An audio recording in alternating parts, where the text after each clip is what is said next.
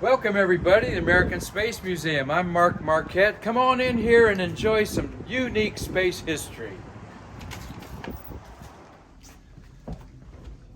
We have a wall that talks about the early space age from Robert Goddard up to Werner von Braun. Of course, the first Sputnik launched, and incredibly after Sputnik, a month later, they launched a one-ton dog, the Russians did. So the game was on, and that's what we talk about with my baby boomer heroes, the Mercury astronauts there that were so important to all of us in the 60s as we pushed the envelope to space. But we've got a Mercury Gemini gallery here with some really unique stuff in here. Come on in. We have some of the rarest artifacts here. I want you to look at this part that failed on Gemini 8 that almost killed Neil Armstrong and David Scott. It stuck the thruster open. They were spinning around and had to do an emergency landing. Very dramatic moment in the Gemini 10 missions. And here's our buddy Gus Grissom up there. This is the flight suit Gus wore after the maiden flight of Gemini 3 with Orlando favorite son, John Young. So we love having that in here. Everything in our museum has reasons to be here, including this. Look at over here. The only place you're going to see John Glenn's hard hat. And everything has a provenance. We've got pictures of John wearing that hard hat. And over to the right in a case is the button that launched his rocket, pushed by T.J. O'Malley, one of the early leaders of NASA. And such rare things we have in here like this is the hatch off of Mercury Atlas 1 that blew up unmanned and went in the Atlantic Ocean. And we've got the hatch. The Cosmosphere in Hutchinson, Kansas has the whole rest of it, but we've got this part here, and that's one of our cherished things in the American Space Museum Mercury Gemini Gallery. Well, let's go out to our Apollo Gallery.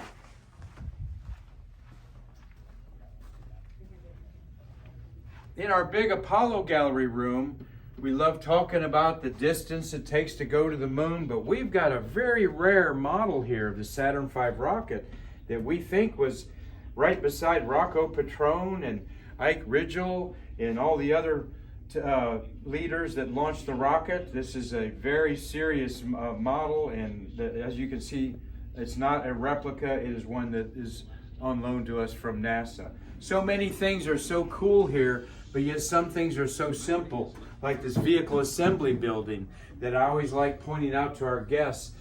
This doesn't look like a good model of the VAB, but this was used in a wind tunnel test before they built it. And that's what we like about things in our museum, real artifacts that were used by space workers to go to the moon, and then eventually the space shuttle era build our International Space Station.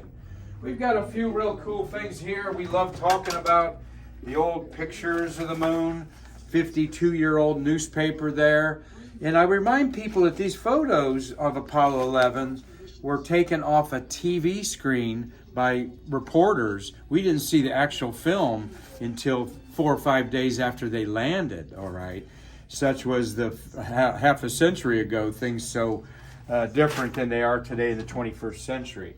But one of the things we're very proud of is this model from Grumman, one of the early 1962 models. You can see the lunar module has 5 legs.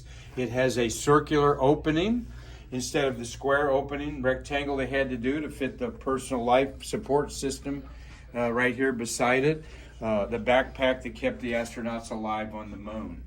And even on our model here is real Mylar that was on the Apollo 11 lunar module that Grumman built, LM5. And that was some leftovers off the roll that they put on there. And we've got so many fascinating things that have to do with the Skylab program and the Apollo-Soyuz test project. But we've got some things that were actually on the moon, though we don't have a moon rock. We've got a piece of tether safety line that's in a business card that was on the surface of the moon for Apollo 14. And to the right of it is a piece of Velcro that was in Odyssey, the famous Apollo 13 command module that is at the Cosmosphere in Kansas. So we are not talking about some of these bigger museums, we love our lane that we're in. We are about the space workers. And we don't ever want to get as big as Kennedy Visitors Complex or the Cosmosphere. Well, we might someday down the line. But we love the manuals, the simple things that are here that people can touch. By golly, the first time I came in this museum, I thought it was the biggest man cave ever in there. It's just such a cool feel to it here. Because you're so close to things like this was Bob Crippen's Skylab Medical Experiment Altitude Test garment called SMEAT. He spent in a replica Skylab for 28 days with a couple other astronauts in the environment to test things out. And we've got Bob Crippen's handprints here. All right, this is how our museum started. Is Bob's handprints there. He's just got STS-1 on there. He was on a couple other missions. But over here in our Apollo gallery, the man, Neil Armstrong's handprints. The only place in the world where you can put your handprints on Neil's. And Buzz's right next to him there. This is the actual plaster cast of Buzz's there that we made. And we have duplicates of them out at Space View Park just 3 blocks away where over 30 astronauts' handprints are in bronze. There we have Bill Nelson, NASA administrator, on 61C in January 1986. So let's come around here as we go by our consoles. We've got a beautiful demonstrator spacesuit of Artemis here that I could shake hands with, okay? But this is a real spacesuit that could be used, built by Gary Harris, a local spacesuit builder. Gary's a great supporter of our museum. This has a back hatch on it that you open up, not 2 upper torso and lower torso. That's what the Artemis are going to have, is this type of spacesuit. And when they're on the moon or doing a spacewalk, it actually has another snowsuit, so to speak, for micrometeorite damage and intense solar radiation to protect them from. So this is sort of the undergarment keeping them alive. Big deal on this is the hatch, the spherical helmet that is attached to it, and the headset and microphone are built inside so they don't need a Snoopy suit there. So a new innovation going to the moon. We got to talk about our old school map here from 50 years old. A father-son, Al Kohler, and Al Kohler Jr., who is a big supporter of our museum, of course, built this out of 1970s Heath kit, windshield wipers, Radio Shack parts, that sort of thing. And it was mechanical, where a videotape would go and it would hide the launch complexes and then roll them over as it talked about it. And here you see the VAB and pad 39A and 39B there, where we're going back to the moon. And we've got a few astronaut autographs around here. Here's Charlie Duke. Here's a bunch of astronauts, Ed Mitchell, Al Warden, Ed Gibson, Fred Hayes autographed that. So one-of-a-kind things here in our museum. And of course, the great Apollo era, we can't say enough about it. And going to the moon 50 years later is going to be so exciting. But we're going to know a lot about it. And because the space workers is what we're all about. Come on inside and let's look at our new space workers gallery. We love our space workers gallery here. And Nick Enix, our collection manager, has done a great job of putting together fresh galleries with very easy to read things so that you don't always need a docent to enjoy our museum. But I love some things over here. Like this is a real black box. You've heard about the black box on airplanes that are actually painted orange. Well, this is the real black box. It was on a space shuttle, and it flew on multiple orbiters and recorded either crew data or voice data or shuttle data from the shuttle main engines. And these were replaced by newer technology. But this is the actual real stuff that flew in space to record the data on a space shuttle. How cool is that? And where are you ever going to see that again? We have a lot of posters. We have a lot of interesting things that you dive into, like the escape suit that was used to fuel hypergolic fuels that are very dangerous. Hypergolic fuels, you just mix them together and they explode, so you don't need a spark. But one of the things that always impressed me was you're going down the hallway to go to the restroom, and they have all these these different posters on the wall to say, always stay in the game, wear your PPE, personal protection equipment. This is a 1991 Kennedy Space Center awareness poster of terrorism, all right, a decade before the terrorism attack on America on 9/11. And then they had posters that the astronauts, particularly the last third of the program, would get dressed up in themes to kind of catch the attention. And this is STS-98, all right, saying think safety, you got a problem with that? Which basically is saying do your job or we could die. A subtle way to remind you that this is space and it is difficult and everyone has to be at their best every day. And as we walk out of our shuttle gallery, here in our space shuttle gallery, workers gallery, got to remember the fire people that are out there. Though thank God they haven't been used many times. They're always training and always ready for that event. And Snoopy, everybody loves Snoopy and Peanuts, comic book. Why are they part of the American Space Museum and our space gallery? Because Snoopy is the safety mascot of NASA. Since Apollo 10, when they had to name 2 spacecraft, one orbiting the moon and one landing, the Apollo 10 commander, Tom Stafford, says, well, we're going to call the command module Charlie Brown and the lunar module Snoopy. And that was okay for this mission, but when they came to Apollo 11 and the real moon landing, because Apollo 10 was a dress rehearsal without the landing, NASA said we need to get a little more serious than Snoopy and Charlie Brown. So of course they came up with Columbia and Eagle, the lander Eagle. But this poster representing Snoopy is worth $200 all day long if you see one, okay? But I'm going to have you look over here at the Snoopy Award. A little 1-inch Snoopy medallion there is given to you, a pin for your excellence. Less than 1% of the contractors are given the Snoopy pin, and some of you out there are Snoopy Award winners, recommended by your superiors, and then an astronaut supports you. Your pin is flown in space, and forever you are have something flown in space, and the Snoopy Award is a very revered thing. Well, let's talk more about our shuttle gallery. Our wonderful shuttle gallery features the actual consoles that fueled. And there's liftoff, the final liftoff of Discovery, 133 right there. We recreate it every day. Here are our wonderful astronauts on the last flight of 133, Discovery's last flight.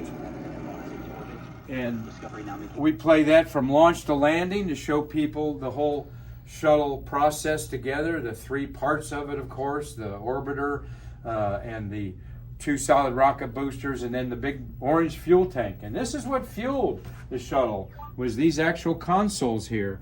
We're in the shuttle launch control center. All this is data that we've recreated of such a launch on there.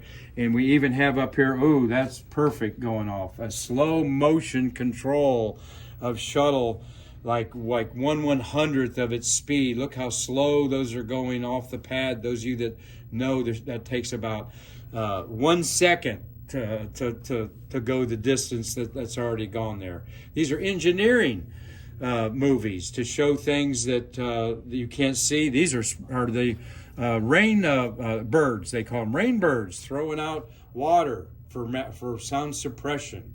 And down here is the actual tank being filled up in the locks. So we've got a cool little display here.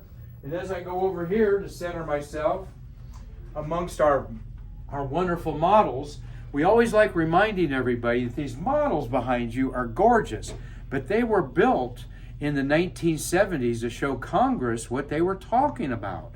They didn't translate onto well, it's been too expensive to make a movie out of it, all right? So they said, well, let's show people physically the model, and that this remote structure arm is going to close up over the shuttle payload that's going to be up here. And then this shows the crawler taking it out to the pad. But this is a recreation of pad 39A, and then we duplicate it on 39B to launch the shuttle. But this was done to show politicians, contractors, VIPs and other people what we were talking about when the Nixon administration in 1972 asked Congress for $6 billion to build the shuttle. And this is what they used to demonstrate that. Like these models over here. Here's the cargo integration equipment where they would test at the Space Shuttle Processing Facility all of the payloads that were going to go in there. And you can see that. We even have a window frame that was scrapped out from one of the shuttle windows in there.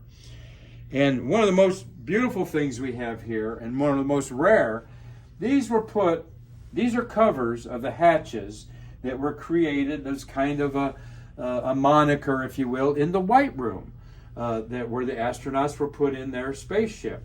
And here's the White Room with the Endeavour. These were the actual name strips that were created by the closeout crew, and these were given to launch director Mike Leinbach, signed by the closeout crew and the astronaut crew of the last 3 shuttle orbiters.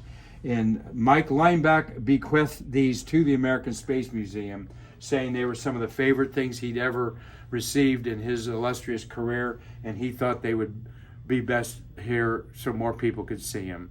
And this is a kind of a rare thing to see. Of course, one of a kind, like so many things here at our museum. Well, we've got one other room we're going to show you real quick. We can't talk about everything here, but we can talk about a couple cool things. What's this? This is the tippy-tip nose cone of a solid rocket booster where the parachute's underneath. So we had 135 shuttle launches. Each had 2 solid rocket boosters. So that's 270 caps that were launched into, and then at 2 minutes they're ejected out, and we recover most of we recover the solid rocket boosters, but most of these fell in the ocean, except 5 times they were floating on the calm seas like a bottle cap. We have one of them. That's how cool and how rare some of our things are at the American Space Museum in downtown Titusville. Well, we're going to take you into the piece de resistance. This wall is all about pad 36, which is right here, the 2 launch pads of 36. This is the tip of the Kennedy, of Cape Canaveral Space Force, closest to the beaches over on Cape Cocoa Beach and Cape Canaveral. They had 2 launch pads there and a dome that's kind of blown out there, a dome blockhouse. And this was a facility that launched over 300 satellites that improved our world, as well as some other things. Come on inside.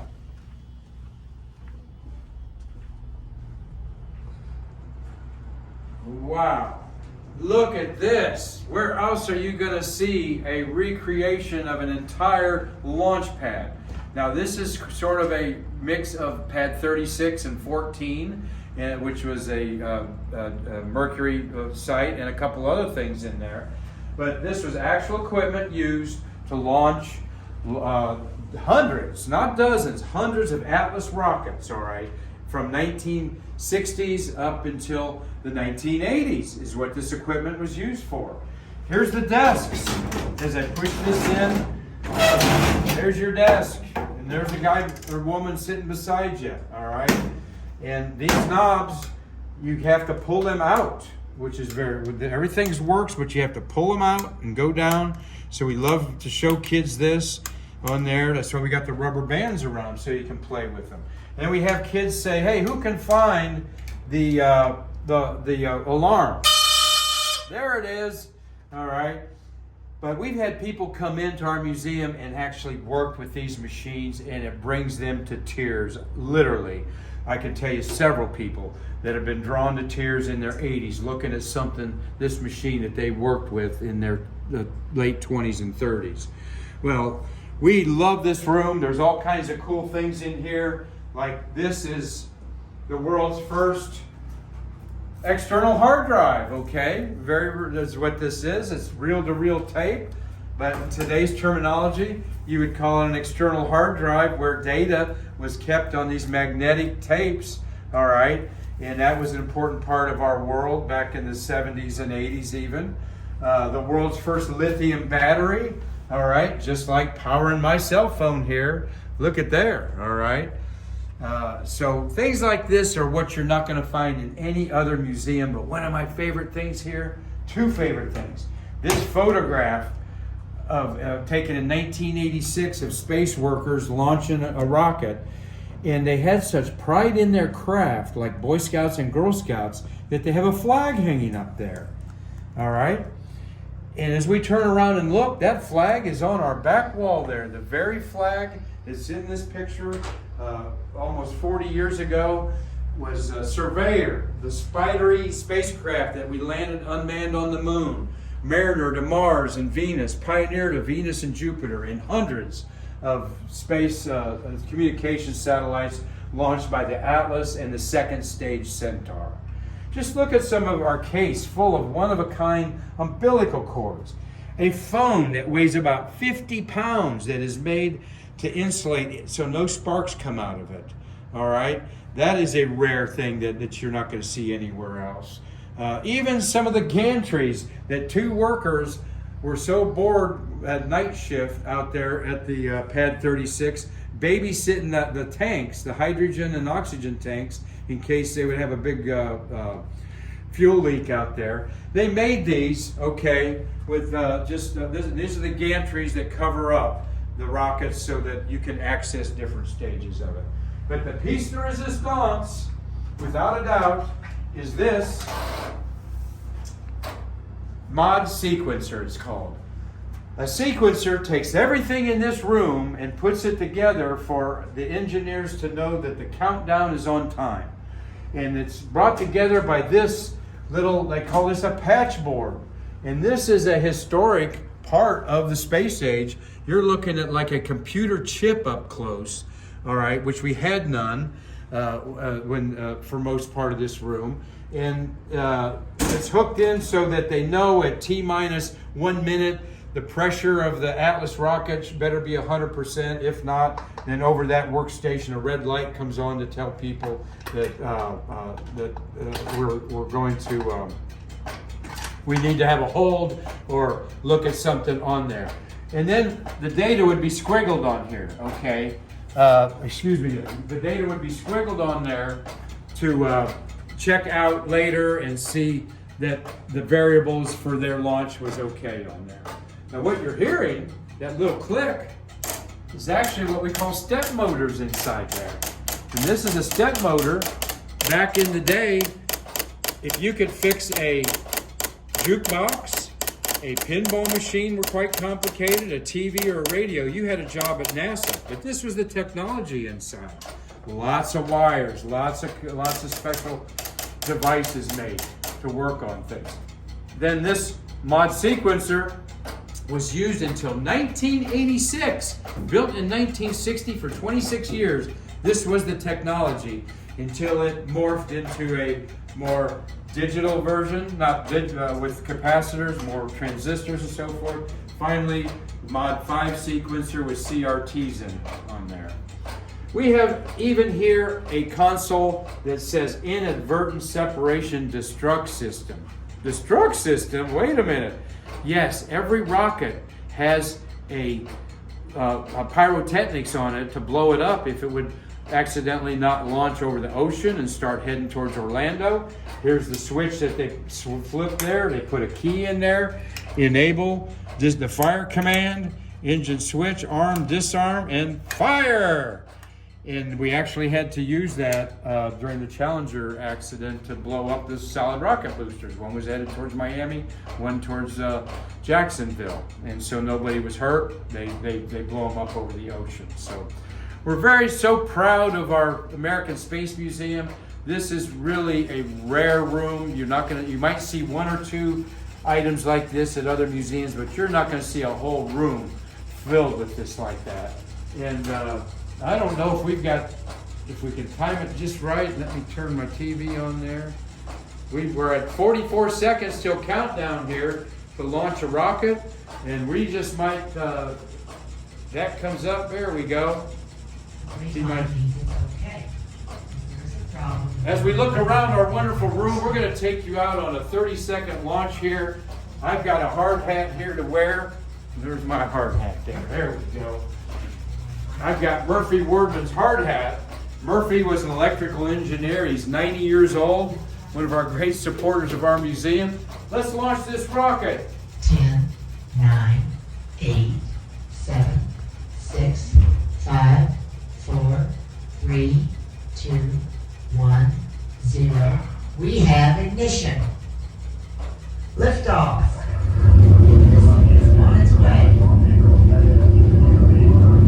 There we go.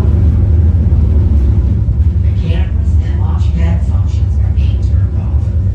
Plus count will be run from central control for the duration of the mission. All right. The sequencer has now stopped. Yeah. Standing by for the next launch.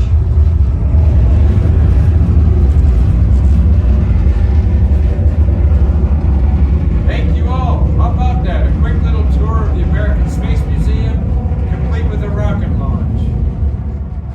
We're so grateful that you spent a little time with us and took this quick sneak peek inside the American Space Museum. I'm so proud to represent our museum here. We want you to all stay curious and watch our podcast every weekday at 4 o'clock. And we also want you to come to our museum and check things out. So I hope to see you here. I'm Mark Marquette, and I can't wait to personally greet you to bridge the space between us.